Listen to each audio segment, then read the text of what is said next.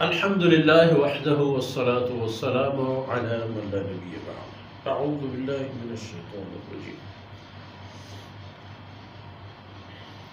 ولا يملك الذين يدعون من دون الله الشفاعة إلا من شهد بالحق وهم يعلمون.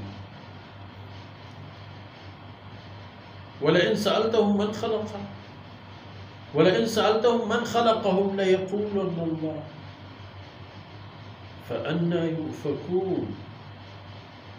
وقيله يا رب إن هؤلاء قوم لا يؤمنون فاصفح عنهم وقل سلام فسوف يعلمون.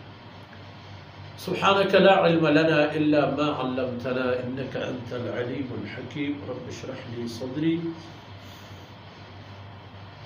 ويسر لي أمري واحلل عقدة من لساني يفقهوا قولي واجعل لي وزيرا من أهلي رب زدني علما وارزقني فهما ثم أما بعد. گرامی قدر بھائیوں بہنوں اور پیارے بچوں،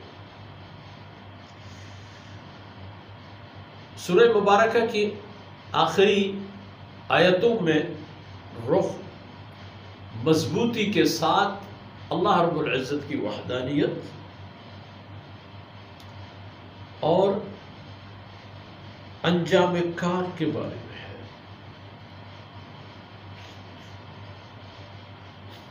اللہ رب العزت کی کبریائی اور بابرکتی اور ملکیت اور مالکیت کی بات آ گئی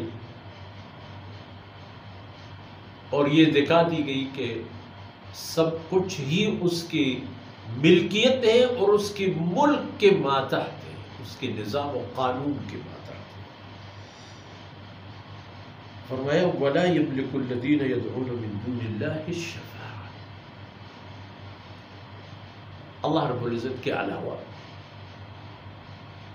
جو معبودات باطلہ تم لوگوں نے بنا دی ہے ان میں سے ایک بھی ایسا نہیں ہے کہ جس کو اللہ رب العزت کے ہاں یہ صلاحیت ہو کہ وہ کسی کی سفارش کرے۔ اللہ رب العزت کی بارگاہ میں کسی کی بھی سفارش کرنے کی ان میں کوئی استعداد ہی نہیں ہے اور کوئی اختیار نہیں ہے اور کوئی حیثیت نہیں ہے۔ الا من شہد بالحق، سفارش کی صلاحیت صرف ان لوگوں کو ہوگی جنہوں نے اللہ رب العزت کی وحدانیت اور اس کے فرمودات اور اس کے شریعت پر ایمان لایا، اور وہ بھی قرآن کریم نے کسی اور مختلف مقامات پر اس کی وضاحت بھی فرما دی ہے کہ وہ بھی ہر ایرے غیرے کی سفارش نہیں کر سکتے جن کے لیے اللہ رب العزت ان کو اجازت دے کہ فلانے کے بارے میں سفارش کرو تو وہ، ورنہ ہر ایک کے لیے نہیں، اس کو پکڑو اس کو، یہ ایسا نہیں جن سے اللہ خود سے سفارش کرنے کے راضی ہو جائے۔ وَهُمْ يَعْلَمُونَ، اور وہ جانتے ہیں کہ اللہ رب العزت کی وحدانیت اور اس کی ذات اور اس کی حیثیت۔ تو فرمایا آن حضرت صلی اللہ علیہ وسلم کو بطور تسلی کہ آپ ان لوگوں کی عادات اور اطوار اور سرگردانی ملاحظہ فرمائیں۔ وَلَئِن سَأَلْتَهُم مَّنْ خَلَقَهُم، آپ ان سے یہ پوچھ لیں کہ چلو آپ بت اور غیر بت اور انواع و اقسام کے جو تصورات ہیں آپ کی معبودیت کے لیے، خود تم لوگ جو ہو تمہیں کس نے پیدا کیا ہے؟ بذات خود تم لوگ کس کی پیداوار ہو، کس کی صناعت ہو؟ تو جواب میں کہیں گے کہ لَيَقُولُنَّ اللَّهُ، لَيَقُولُنَّ اللَّهُ، وہ کہیں گے ہمیں تو بارے اللہ نے پیدا کیا، یعنی لَيَقُولُنَّ اللَّهُ، یعنی ہمیں پیدا کیا صرف اللہ کی ذات نے۔ اچھا، تو جب اللہ کی ذات نے تمہیں پیدا فرمایا فَأَنَّىٰ يُؤْفَكُونَ، تو پھر کہاں سرگردان چلتے پھرتے اور حیران اور پریشان رہتے ہو؟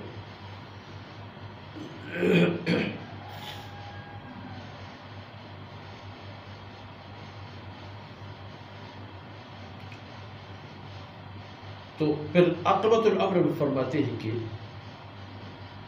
یہ معاملات یوں ہی دبے نہیں جاتے، ختم نہیں ہوتے، قیامت کے دن آئے گا اور یہ شکایت بھی سننے کو ملے گی. وقیل ہی، اللہ کے رسول فرمائیں گے یا رب ان هؤلاء قوم لا يؤمنون، اے میرے پروردگار یہ ہیں وہ لوگ اور میری قوم کے وہ طبقات جنہوں نے ایمان قبول نہیں کیا. یہ سارے مسائل آنے والے ہیں، لیکن دنیا میں آن حضرت صلی اللہ علیہ وسلم کو فرمایا، آپ صلی اللہ علیہ وسلم کو جو فرمایا جاتا ہے وہ امت کے لیے بھی حکم ہے اور مشعل راہ ہے. فاصفح عنہم، جناب رسول صلی اللہ علیہ وسلم آپ ان سے درگزر فرما لیجیے. وقل سلام، اور بولو کہ میری طرف سے تو تمہیں سلامتی ہے.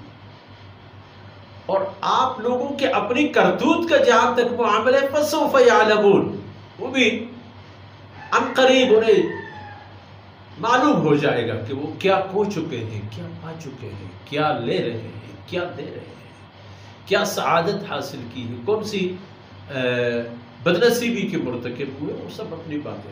امت کے لیے بھی یہی حکم ہے جو آن حضرت صلی اللہ علیہ وسلم کے مشن اور مشعل پر چلتے ہوئے زندگی گزارنا چاہتے ہیں.